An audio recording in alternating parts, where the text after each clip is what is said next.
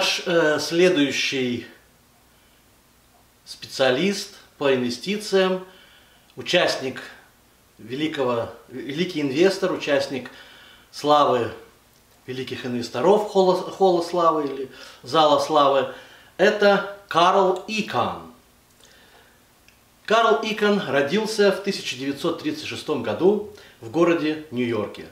Ключевые позиции, которые он занимал, это компания Icahn & Company, это фирма по ценным бумагам, Icahn Enterprise Limited Partnership и Icahn Partners, это хедж-фонд. Карл Икан был более известен как Icahn Lift или Icahn Подъемник. И вот это очень интересно, потому что Icahn Lift это стало нарицательным выражением, которое было применимо в ситуациях, когда какая-то акция резко начинала расти вверх. И чаще всего Икан начинал быстро инвестировать в эту акцию, заранее инвестировать, как будто предугадывал это движение, и акция начинала резко расти. И вот за этот, в общем-то, метод и за эти последствия такого действия он получил название Icahn Подъемник или по-английски Icahn Lift. Как следствие, термин Icahn Lift стал нарицательным, и это название стали применять тогда, когда цены любой акции резко стартовали вверх. Именно так Икан сделал себе имя в бурном мире инвестирования профессиональных активистов. Вот еще одна категория инвесторов, она встречается не так редко, но и не так часто. Так называемые инвесторы-активисты. Кто такие инвесторы-активисты? Это специалисты по инвестированию, которые покупают агрессивно те или иные акции, приобретая достаточно существенный объем или пакет, который позволяет влиять на политику компании, и после этого делать с компанией то, что нужно инвестору.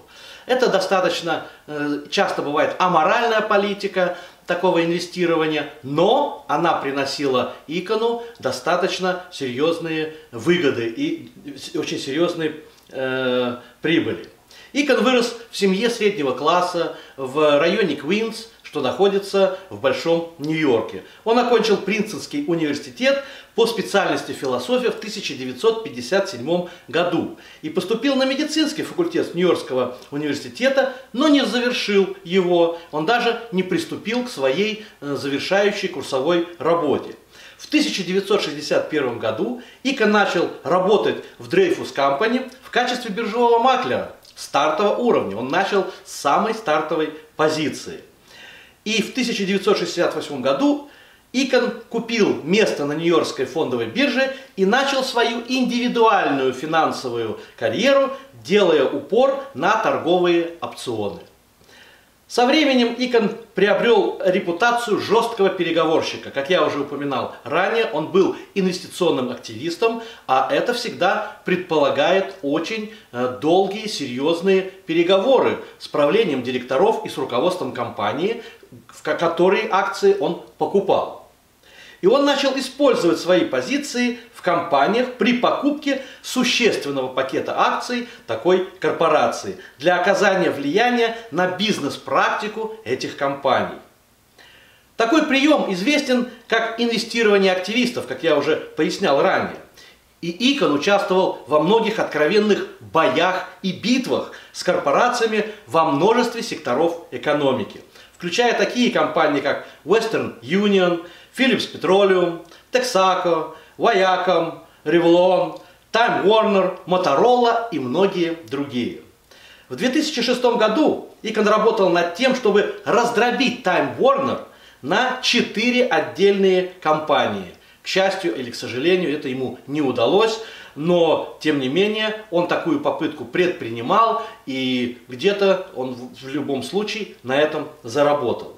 Некоторые из последних инвестиционных усилий Икан касались Netflix, Netflix, наверное, сейчас везде довольно-таки широко известна по миру. Это компания, которая у себя на серверах хранит множественные фильмы и разного рода видеоматериалы, которые можно всегда по подписке посмотреть. Очень удобно. Lyft, Vanguard Group, это очень крупная компания управленческая, которая занимается паевыми фондами.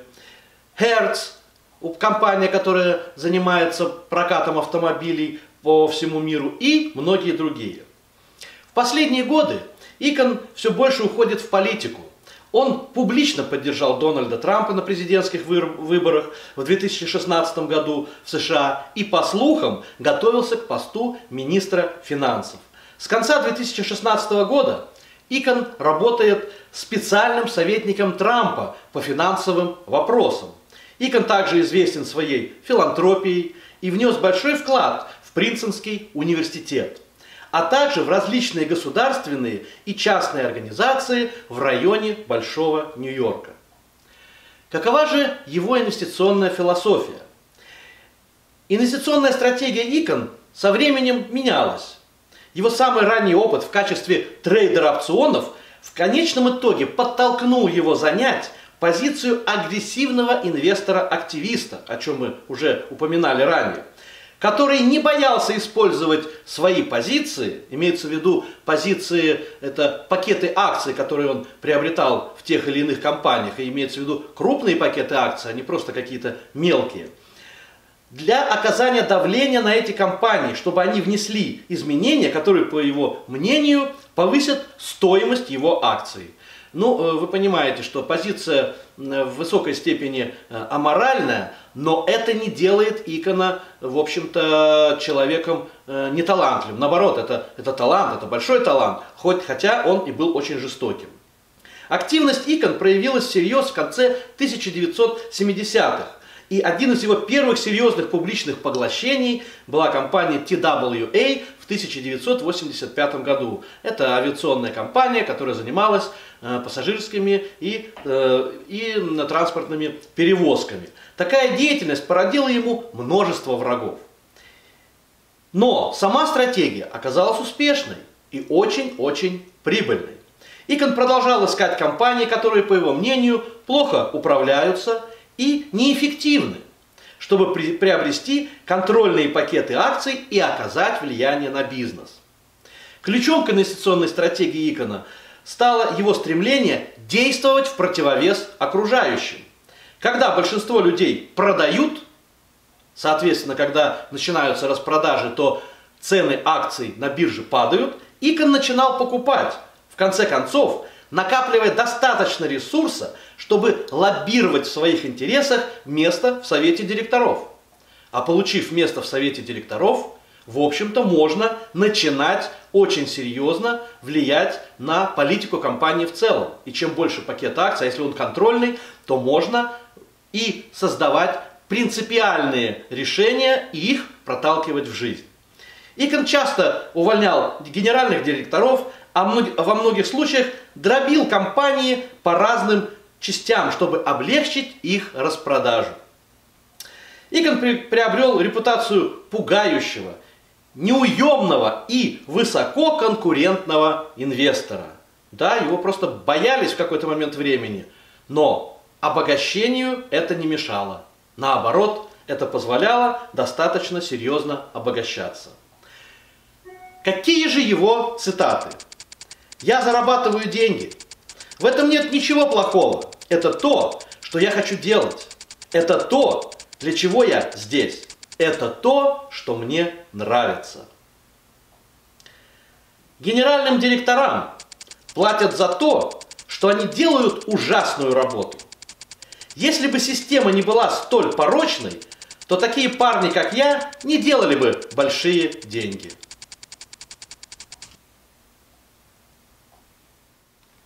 Следующий наш выдающийся инвестор из зала славы – это Джесс Ливермор. Джесс Ливермор родился очень давно, в 1877 году. Это даже не 20, а 19 век, в городе Южный Актон, штат Массачусетс. И умер он в 1940 году. Джесси Ливермор – это удивительный особый случай, когда постороннему человеку из мира фондового рынка удалось процветать и накопить огромное личное богатство благодаря изобретательности и навыкам, приобретенным из опыта торговли. Интересно, то есть он не получал образования ни в экономике, ни в области инвестиций, он не приобретал и не учился ни у кого опыту торговли акциями, но в принципе сам базовый опыт торговли помог ему процветать уже именно в области рынка ценных бумаг. Это действительно уникальный и особый случай, и тем не менее он сделал себе имя и попал в наш зал славы, и, собственно говоря, он попал в наш славу, потому что признан другими его коллегами всего мира. Ливермор ушел из дома в подростковом возрасте и переехал в Бостон, чтобы торговать акциями. Его первой должностью была публикация котировок акций брокерской фирмы Paine Webber. Paine Webber – это компания, которая существует до сих пор. К 15 годам, благодаря активной торговой деятельности, посмотрите, это совсем даже не подросток, а еще предподростковый возраст. Благодаря активной торговой деятельности Ливермор за несколько лет накопил целое состояние по тем временам – $1000. Не забывайте, 19 век. Это по сегодняшним временам примерно $30 000. И подумайте, это же подросток. Он только-только вошел в жизнь и начал что-то делать. И даже, в общем-то, не учиться в школе, а торговать. Ливермор зарабатывал деньги в начале своей инвестиционной карьеры, делая ставки против так называемых коварных магазинов. Фраза «коварные магазины», естественно, в кавычках. Это инвестиционные дома, которые принимали от клиентов деньги для покупки акций, при этом не выходили на биржу и по факту эти акции не приобретали и не вкладывали их сами. И то, что сегодня очень похоже, если вы хорошо осведомлены, как работает рынок Форекс, то вы знаете, что на рынке Форекс существуют такие компании, которые называются кухни.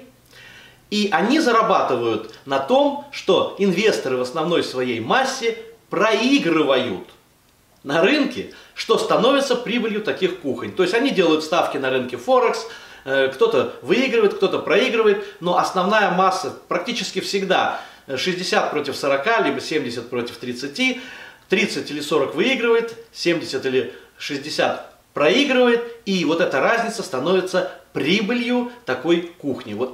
Такие коварные магазины, как я только что упомянул, когда-то существовали в Соединенных Штатах, и они предлагали такие услуги инвесторам. Понятно, что такие магазины стремились не к тому, чтобы могли зарабатывать что-то их клиенты, а к тому, чтобы они проигрывали. Это была главной их целью. Вот это вот очень серьезный момент. И сегодня на рынке Форекс таких кухонь просто миллионы и миллионы таких брокерских так называемых домов. Да?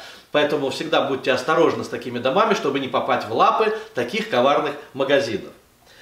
Хотя Ливермор не был официально обучен практике торговли акциями, он преуспел до такого уровня, что вот эти вот коварные магазины, так называемые инвестиционные дома в Бостоне, запретили ему торговать через них. Он их просто начал раздевать. Он слишком хорошо торговал и хорошо получал прибыль. Понятно, что прибыль Ливермора – это был убыток такого коварного магазина, так называемого инвестиционного дома.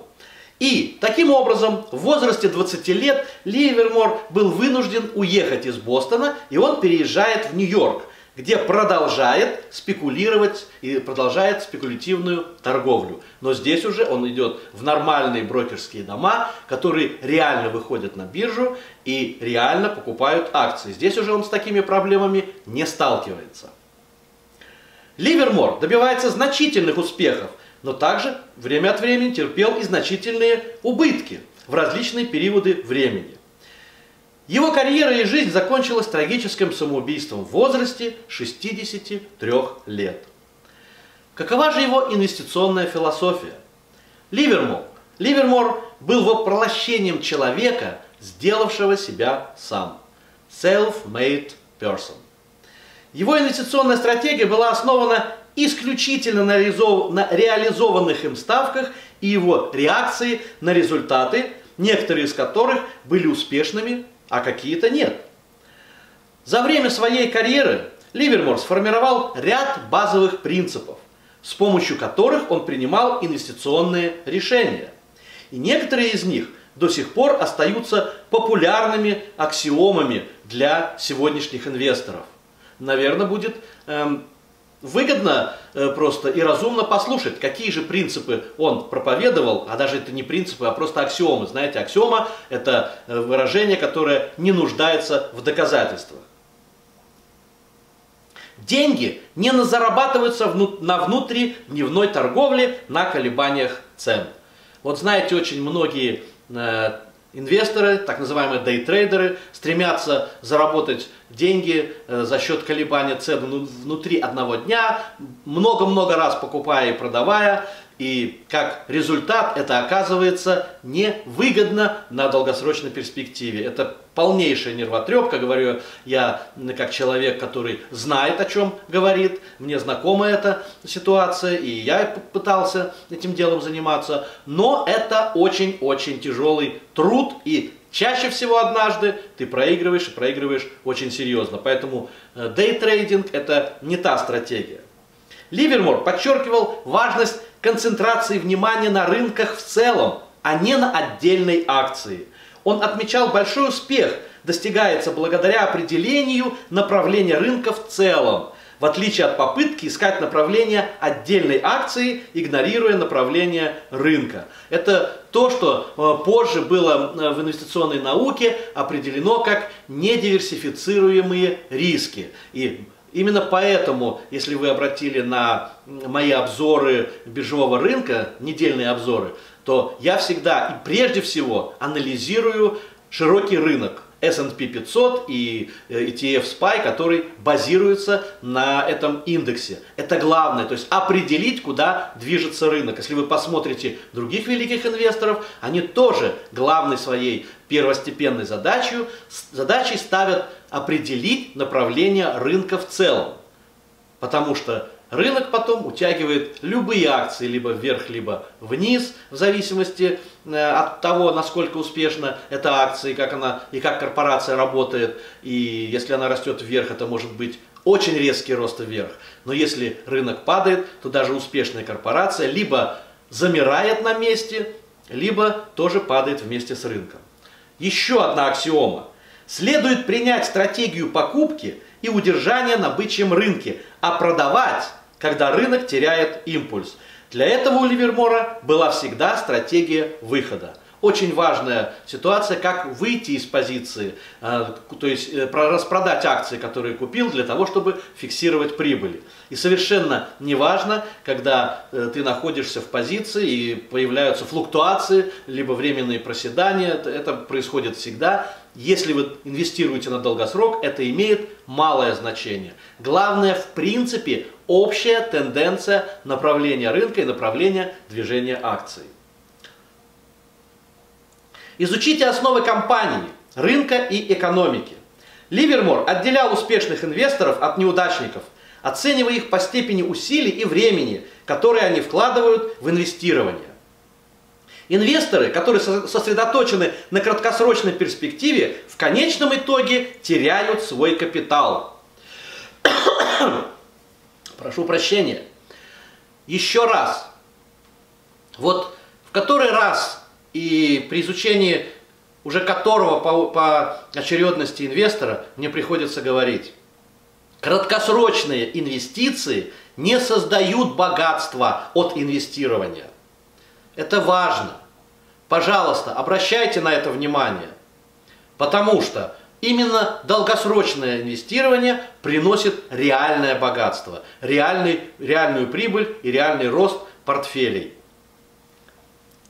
Наверное, это нужно брать в учет.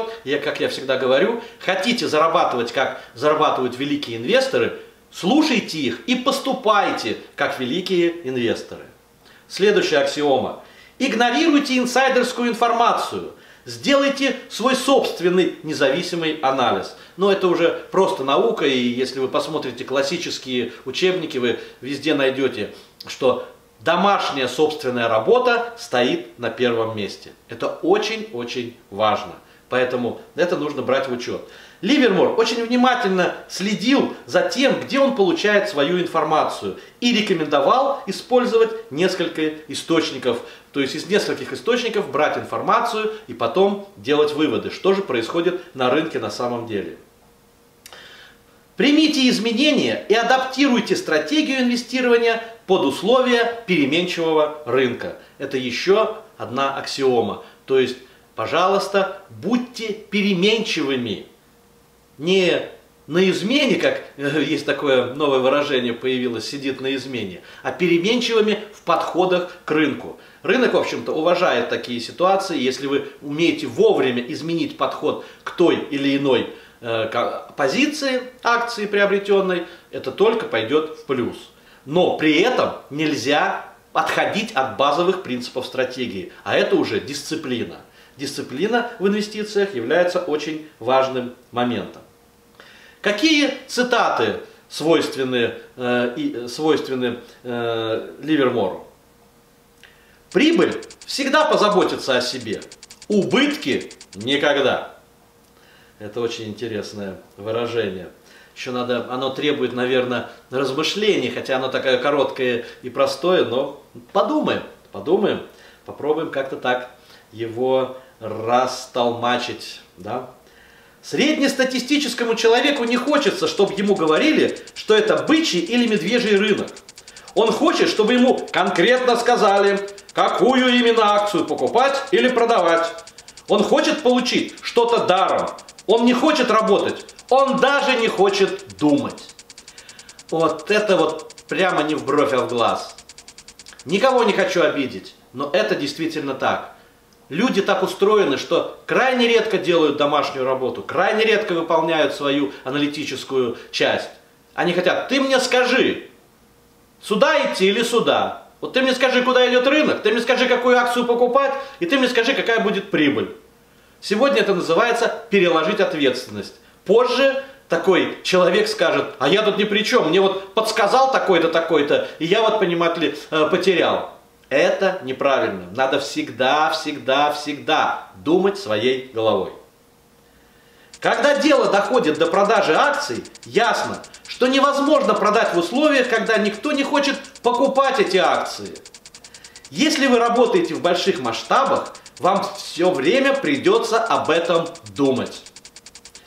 И вы знаете, это правильно, потому что когда вы, у вас там, не знаю, там 10 тысяч долларов, 20, даже 100 тысяч долларов, и вы покупаете акцию, либо продаете, то когда наступает время действительно больших распродаж, а это бывает нередко на бирже, мало желающих купить, в основном это только спекулянты. И продать большой пакет, а если этот пакет составляет 10 миллионов, 20 миллионов или 30 миллионов, продать его иногда бывает чрезвычайно сложно. Да, сегодня существуют определенные подходы, мне они известны, я не часто, но я время от времени, когда это нужно, да, обращаюсь, и у меня были такие ситуации, совсем недавно я продавал такие акции, когда нужно было обратиться в брокерский дом, в инвестиционный дом, и попросить, у них есть специальные подходы, когда они начинают по крохам, чтобы не обрушать дополнительно цену акции, распродавать вашу позицию. Но это не так просто, и об этом нужно думать, потому что одно дело распродать 100 тысяч долларов позицию, а другое дело распродать на 30 миллионов. Поэтому всегда с этим нужно считаться, и это только придает еще большего веса великим инвесторам, которые знали, когда нужно это сделать. Знаменитый Питер Линч. Это реально очень серьезное большое имя. Это не какой-то самоучка, это уже человек с хорошим серьезным образованием. Родился он в 1944 году в городе Ньютон, штат Массачусетс. Ключевые позиции, которые он занимал, это Fidelity Investments, гигантская компания, просто вот у нее филиалы по всей Америке, практически чуть ли не в каждом городе сегодня. Fidelity Management and Research Company. Это еще одна компания, где он также работал. Его личная история. Место Питера Линча в списке крупнейших инвесторов в значительной степени связано с его работой с фондом Fidelity Magellan. Да, вы можете погуглить, посмотреть, это действительно исторически значимый паевой фонд. Работал он с ним в период с 1977 года по 1990 год. В течение всего этого 13-летнего периода фонд достигал средней годовой доходности в 29%. Ну, это просто, это даже трудно себе представить. Опережая индекс S&P 500 в 11 лет из этих 13 лет работы фонда. И нарастил активы фонда с 20 миллиардов до 4... Да, нарастил активы работы фонда до 20 миллиардов долларов. У фонда лучшая 20-летняя история доходности среди всех паевых фондов за все время их существования. То есть это действительно самый уникальный, самый лучший фонд, который только когда-либо встречался в новейшей истории. Питер Линч окончил Бостонский колледж в 1965 году по предметам история, психология и философия. Он отслужил 2 года в армии и после этого поступил в знаменитую школу бизнеса Wharton School при университете Пенсильвания, и которую он окончил со степенью магистра MBA в 1968 году. Первым карьерным шагом Линча была позиция инвестиционного аналитика Fidelity Investments. В конце концов, он поднялся по карьерной лестнице и стал директором по исследованиям корпораций. То есть он исследовал корпорации и для того, чтобы принимать решение, покупать акции этой корпорации или нет. С 1974 по 1977 год. А в 1977 году Питер Линч стал менеджером скромного на тот момент времени фонда Magellan, где его карьера и его талант и опыт проявились в полной мере. Вот здесь он расцветает, здесь приходит к нему настоящая слава. Он вышел на пенсию в 1990 году после окончания работы в фонде Magellan. После этого фонд Magellan уже никогда не повторил его звездные достижения. Линч продолжает работать в неполный рабочий день в качестве вице-президента Fidelity Management and Research Company, хотя большинство его усилий в период после его ухода на пенсию сосредоточены в основном на благотворительности. И какова же его инвестиционная философия? Питера Линча часто называют хамелеоном, когда речь идет об инвестициях, поскольку он склонен менять свою стратегию и стиль в зависимости от ситуации и того, что, по его мнению, будет работать лучше всего в тот или иной момент времени. Помните, я уже говорил, что нужно быть дисциплинированным, нужно соблюдать стратегию, но уметь приспосабливаться и менять свою позицию для того, чтобы больше получить прибыль. Он также известен своим безумным темпом работы и готовностью трудиться в любое время суток. В более широком смысле Линч использовал набор из 8 основных принципов при отборе акций для их покупки. Он предлагал этот контрольный список молодым инвесторам, часто проводил разного рода конференции, семинары и не стеснялся раскрывать свои секреты, помогая появляющимся новым инвесторам достигать своих успехов, как карьерных, так и зарабатывая свое личное богатство. Какие же это принципы? Давайте посмотрим. Знай максимум об активах, которые у тебя в портфеле. Хороший, важный момент. Бесполезно прогнозировать экономику и процентные ставки. Не знаю, насколько вопрос спорный, не спорный, важный. Мы как-то смотрим, следим за учетной ставкой и видим, что она влияет тем или иным образом. Но с другой стороны, когда смотришь и анализируешь волны Эллиота, вдруг обнаруживаешь, что как-то это принципиально в такой базовой основе мало имеет значения. Наверное, он все-таки прав. У вас есть достаточно времени, чтобы вычислить и распознать выдающиеся компании. Для этого нужно посвятить себя домашней работе. Нужно действительно много читать, много работать и проводить свои исследования, что мы и делаем. Избегайте холостых выстрелов.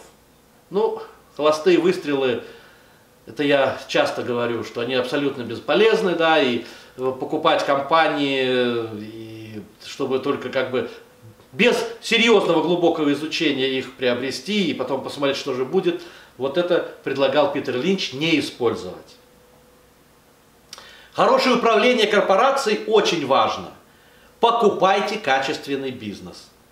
За этим смотрят, и не зря, если вы обратили внимание, то многие корпорации, акции многих корпораций просто падают, если у них меняется руководитель. Посмотрите, Стив Джобс, да, ему на смену пришли талантливые люди, но в тот момент, когда он умер и ушел из бизнеса и из жизни, то акции серьезно пострадали. И такая судьба соответствовала очень многим компаниям, из которых уходили талантливые менеджеры высшего уровня.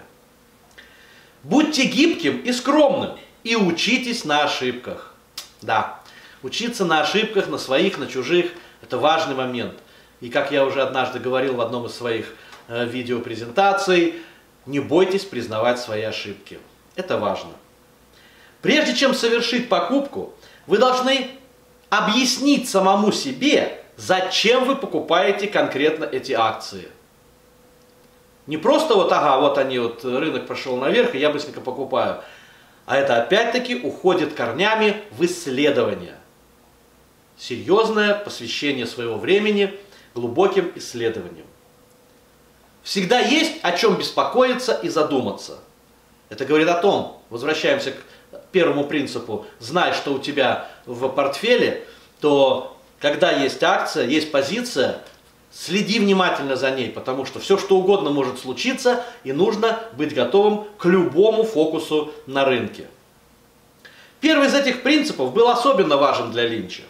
Он всегда придерживался компаний и отраслей, о которых он знал все или мог легко узнать, легко получить информацию. Если он не мог получить информацию, он просто не покупал акции таких корпораций. Наряду с этим принципом ему была свойственна непоколебимая приверженность должной осмотрительности перед принятием любого инвестиционного решения. Но это вот как есть русская поговорка: 7 раз отмерь, 1 раз отрежь. Так вот и Питер Линч подходил очень внимательно к этому моменту. Линч был известен тем, что фокусировался на фундаментальных основах компании, используя подход снизу вверх. И еще раз, понимаете, вот один из подходов Питера Линча вот, известен такой: покупай то, что ты видишь, что тебе известно, что ты видишь на магазинных полках. Вот, например, Polaroid когда-то был очень популярен, и он инвестировал в компанию, которая производила полироиды, и не прогадал, он, в общем-то, на этом заработал. Сегодняшние, допустим, выдающиеся гаджеты, такие как Apple, iPhone, и вот их продукция, тоже, вот вы видите их на полках, и вот по мнению Питера Линча, это действительно надо было просто покупать, если следовать его заветам. И опять-таки, фундаментальные основы, как я уже говорил, великие инвесторы прежде всего базировались на фундаментальном анализе. Он инвестировал исключительно в долгосрочную перспективу и мало обращал внимания на краткосрочные колебания рынка. Я уже не знаю, как выделять этот момент, ибо многие сегодня чуть-чуть рынок изменился, и все, и уже меняется подход, меняется настроение, вот уже, ага, вот у нас мы на 0,5%, на 1,5% или на процент упали, и все, значит, все плохо, все там беда и так далее. Растет на 1%, на 2%, ой, это как хорошо, как это здорово. Только долгосрочная перспектива. Практически каждый великий инвестор это соблюдает. Давайте и мы тоже будем придерживаться этого принципа и будем соблюдать. Какие цитаты свойственны Питеру Линчу? Обращайте внимание на бизнес, которым может управлять любой идиот. Потому что рано или поздно найдется такой идиот, который, скорее всего, и начнет этот бизнес. Любопытная такая смешная цитата, но, возможно, она имеет достаточно серьезное основание.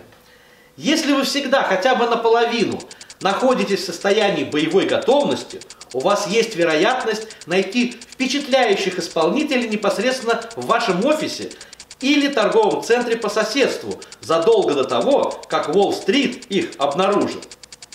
Интересно, да? То есть, если вы внимательно и относитесь к людям внимательно, то вы действительно можете найти выдающиеся личности, с которыми можно войти в партнерство и работать вместе с ними.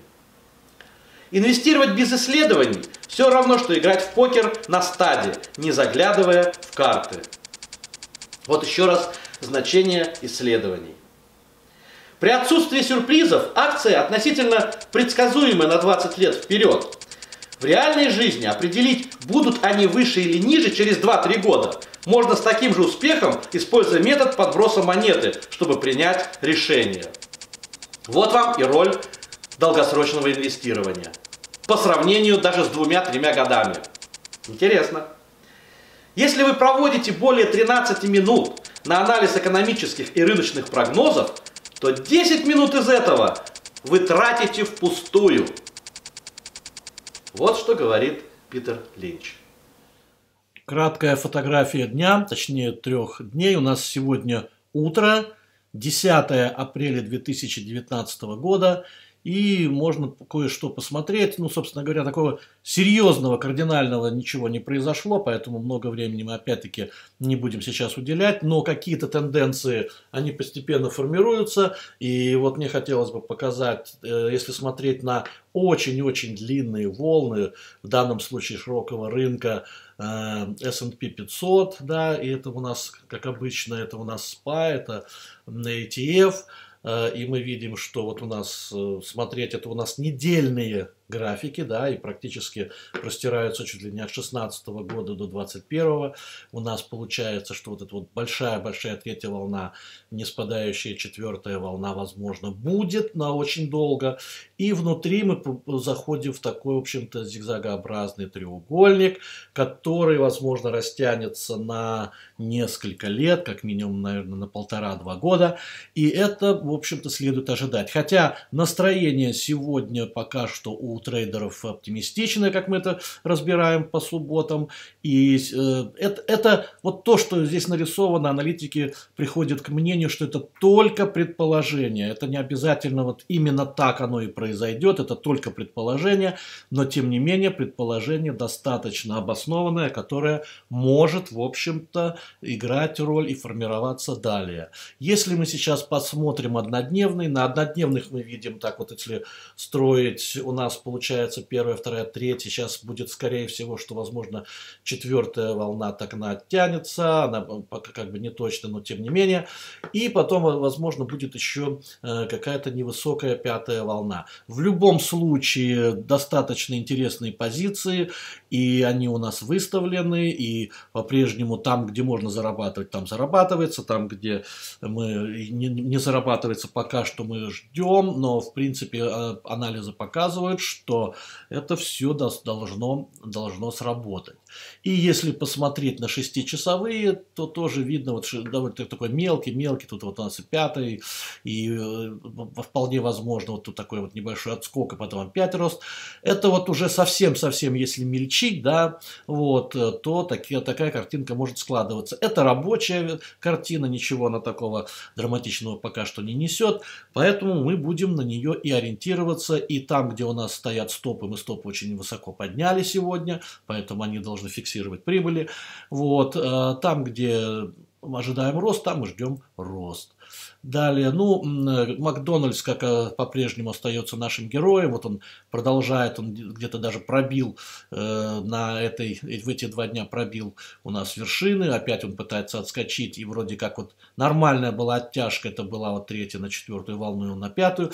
И здесь мы стопы подняли на самый-самый максимум, в общем-то, того, чтобы, если он будет откатываться, то уже хорошо, пускай позиция вышибается, но вышибается с хорошей прибылью. Если же она пойдет выше, ну пусть идет выше, будем уже максимум на этом зарабатывать. Но мне видится, что она приближается потихонечку, выходит на последнюю 5-ю самую сложную волну. Как она сформируется, трудно сказать.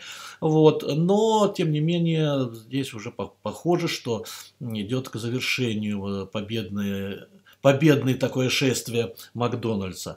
И захотелось бы мне еще показать одну интересную позицию. Этот один ETF, это он вполне может быть в серебряной стреле оказаться. Это энергетический сектор, который вроде как сейчас начинает потенциально, вполне может продемонстрировать рост 3-й волны. Да? То есть вот сейчас здесь вот происходят определенные пробои, мы сейчас будем наблюдать, и вполне возможно, что мы зайдем в этот энергетический сектор и будем его у себя, так сказать, хранить и на нем зарабатывать. Это еще не значит, что мы буквально завтра или сегодня готовы в него зайти, хотя все может быть. Будут еще проходить совещания, советы, обсуждения с аналитиками, но очень неплохо выглядит этот ETF, так что возможно, что мы на него будем интересоваться. Ну вот, собственно говоря, короткая фотография дня, то, что хотелось сказать. Более подробно все уже будет в субботу.